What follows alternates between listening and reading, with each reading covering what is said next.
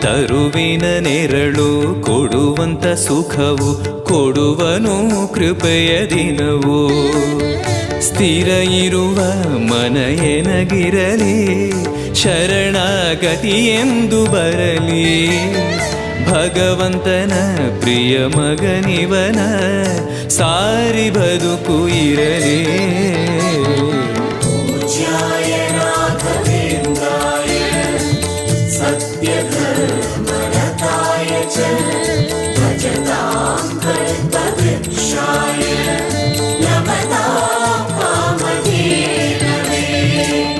ಆಲಯವೆಂದರೆ ಮಂತ್ರಾಲಯವೇ, ಬೇರೆ ನಾ ಅರಿಯಲಾರೆ.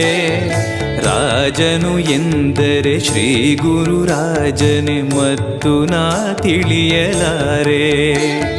ಆಲಯವೆಂದರೆ